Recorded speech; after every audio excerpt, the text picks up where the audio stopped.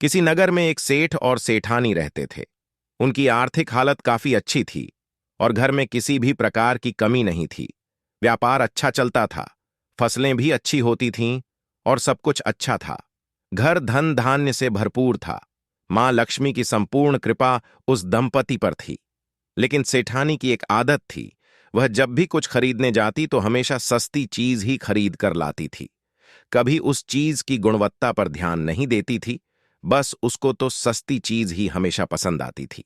अक्सर सेठ अपनी सेठानी को समझाया करते कि श्रीमती जी, चीज की गुणवत्ता को भी परख लिया करो। हमेशा पैसों पर ही ध्यान देती हो। कभी कभी बढ़िया गुणवत्ता वाली चीज कुछ महंगी अवश्य आती है, परंतु वह काफी देर तक चल तो जाती है। सेठानी थी मर्जी की मालिक। इस पर सेठानी हमेशा अपने कुतर्कों से सेठ जी का मुंह बंद कर देती। कभी वह कहती कि इस बहाने कुछ दिनों बाद नई चीज तो आ जाती है। कभी वह कहती कि पैसा वसूल हो जाए तो उसके बाद चीज खराब भी हो जाए तो क्या हर्ज है, और फिर हमें कौन सी कमी है, हम फिर से ले आएंगे।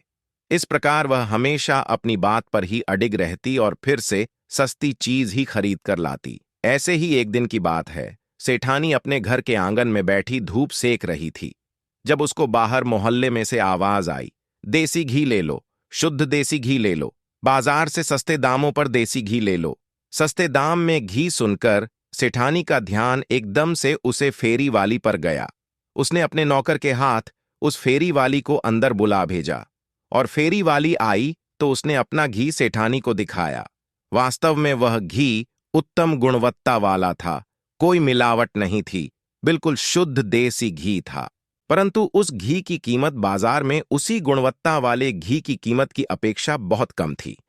इस पर सेठानी मन ही मन बहुत खुश हुई कि आज तो बिल्कुल ही खरा सौदा हाथ लगा है। इस पर भी सेठानी कुछ मोल भाव करने लगी तो घी बेचने वाली औरत बोली, ठीक है सेठानी जी, कुछ कम भाव में ही ले लो, क्योंकि सर्दी के दिन है, दिन बहुत छोटे हैं और हमें दूर गांव जाना है, जल्दी घर पहुंचना है, तो कोई बात नहीं, हम कम कीमत में भी आपको सारा घी दे देंगे। इस तरह सेठानी ने कुछ और कीमत कम करवा ली और घी की 4 बरनियां खरीद ली।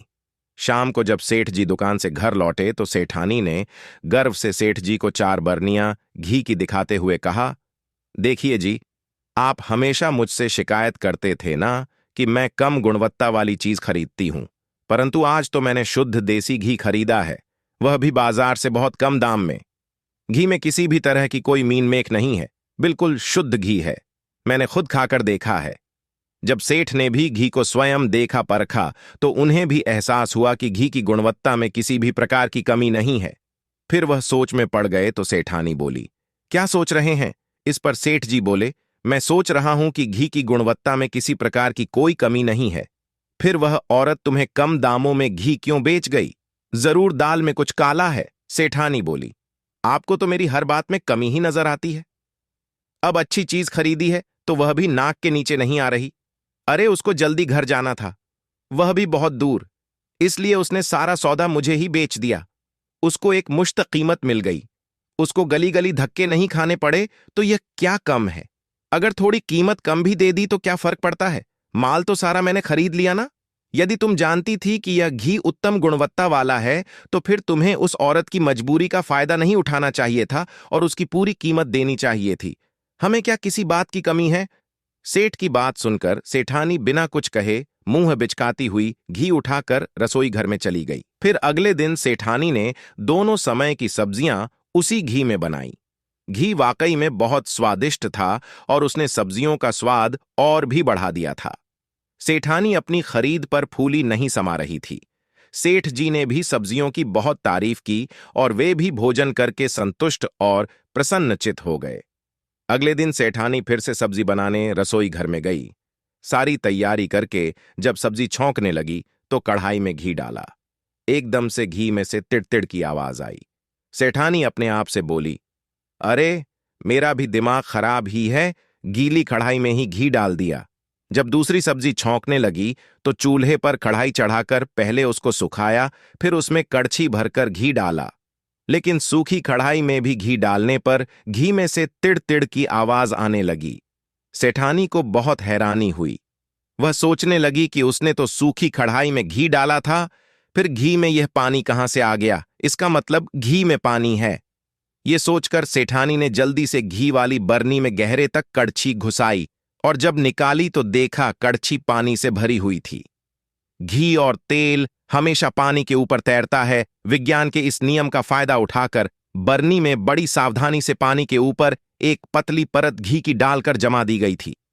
ठंड का मौसम होने के कारण घी आसानी से पानी पर जम गया होगा। धरी रह गई सारी समझदारी। इस तरह की चालाकी को देखकर सेठानी का दिमाग एकदम से सन्न रह गया। वह जल्दी से बाकी की 3 बरनियों के पास पहुंची और उन सब में भी कड़छी डालकर गहरे में घुसाई। सब बरनियों का यही हाल था। सभी के ऊपर एक पतली परत घी की जमी हुई थी और बाकी नीचे पानी ही पानी भरा हुआ था।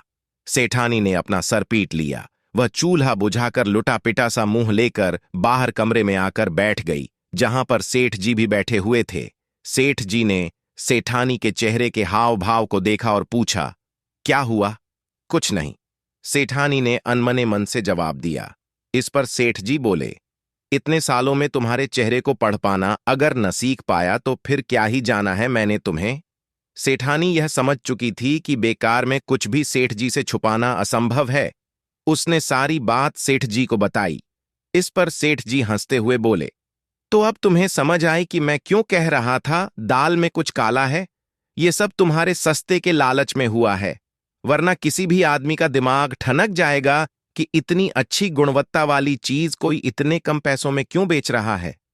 वे आगे बोले, कुछ कहावतें हर समय में अर्थपूर्ण होती हैं। हम सुना करते थे कि सस्ता रोए बार बार, महंगा रोए एक बार। आज यही कहावत मुझे तुम्हारे ऊपर चरितार्थ होती हुई दिख रही है। अब यह तुम्हें ही निर्धारित करना है कि इस वाकये को तुम अपने लिए एक सीख मानकर आगे से सुधर जाओ या फिर अपनी वही सस्ती चीज खरीदने वाली आदत को अभी भी सहेज कर रखो। फिलहाल जो हो गया सो हो गया, अब आगे की सुध लो। जो धन का नुकसान हुआ उसके लिए इतना परेशान मत हो। धन आनी जानी चीज है, तुम अपने स्वास्थ्य पर असर मत लो। यह बोलकर सेठ जी मुस्कुराते हुए घर से दुकान के लिए निकल गए।